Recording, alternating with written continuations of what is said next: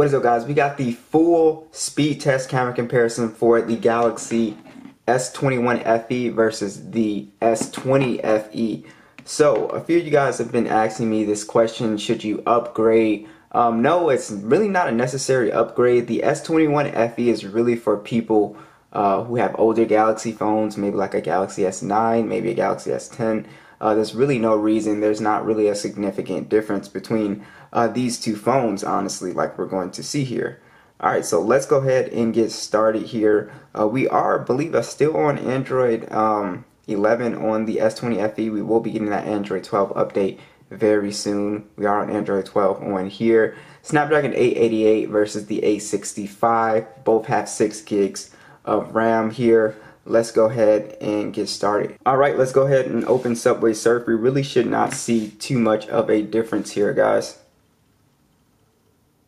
Snapdragon 888, slightly faster here. You will notice the slimmer bezels on the new S21 FE, but you do have a bigger punch hole, oddly enough. But two beautiful 120 Hz displays, super smooth on both of these guys. Let's go ahead and open YouTube. Again, S21 FE, just slightly faster. So again, as we can see, not a massive difference. That's why I said it's not really a necessary upgrade. And honestly, as we're going to see with the cameras, let me know what you guys think. I definitely saw improvements with the cameras, but I don't think it was enough to justify. Unless you get a good deal, like a good trade-in deal or something like that. It's kind of a hard sell going from the S20, you know, with this upgrade. But as we can see, performance-wise, this phone is still very fast compared to the S21 FE. Now I'm curious to see if RAM management is going to be a little bit better, but to me, my experience with Android 12's RAM management hasn't been that great, actually.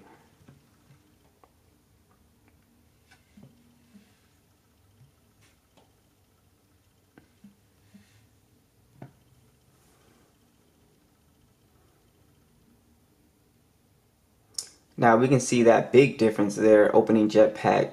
It seems like it does get into games slightly faster. You can see we're already in playing.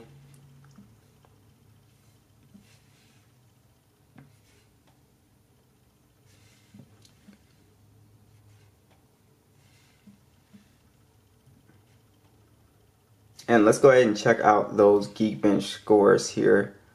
Show you guys what we're working with here.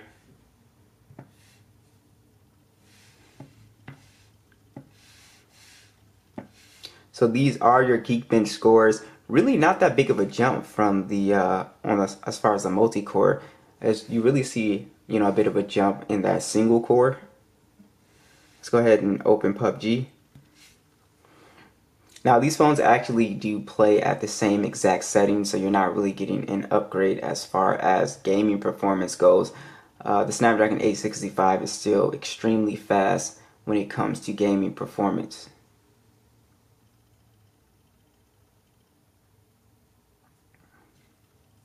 As far as gaming performance goes, you will be able to play at pretty much the exact same settings. As you can see, we can go up to HDR Extreme to Ultra HD. You know, there's no 90 frames option yet, but hopefully there will come one. But yeah, so they both play at the exact same settings, and my S21 FE is downloading something. But you know, game performance is going to be excellent on both of these phones here. So let's go ahead and check out multitasking and see will we get better performance here. We do have 6 gigs of RAM on both. And we do have a closeout for the S20 FE. Another closeout.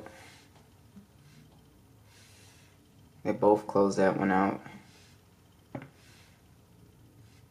Instagram is still open. Both closed that one out.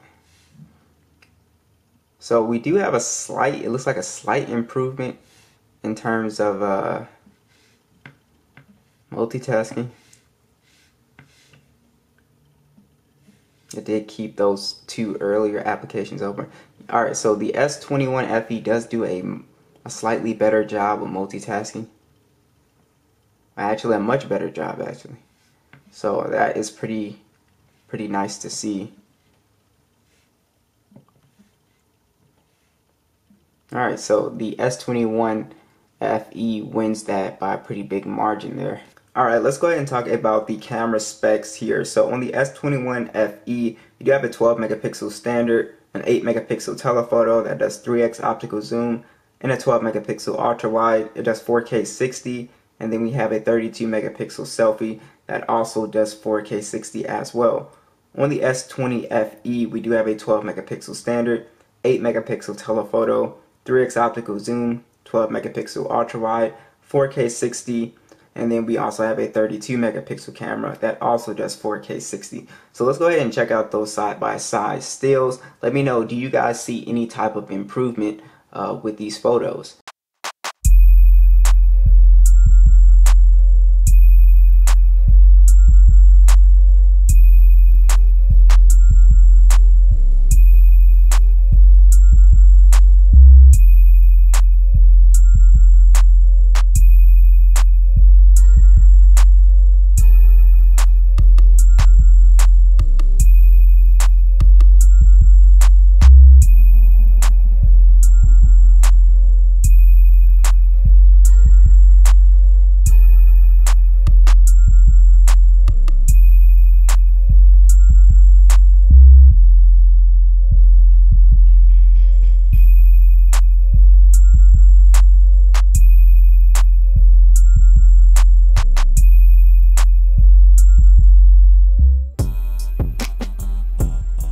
Alright, lastly, let's check out the speakers. Do we have a speaker performance increase here? So we're max volume, both with Dolby Atmos.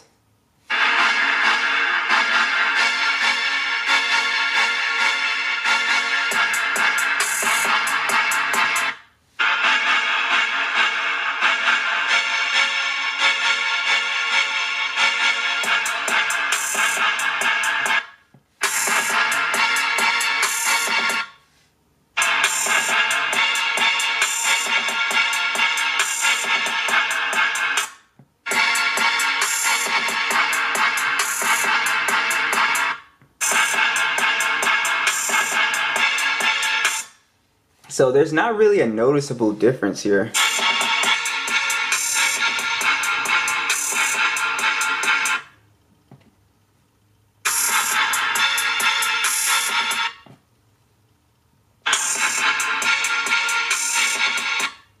Yeah, so the speaker, as far as speaker performance, they both still sound excellent, but they pretty much still sound the exact same. I can't really tell any type of difference as far as speaker quality goes here. So that is pretty much it. What do you guys think? Be sure to let me know. I'll catch you guys in the next one.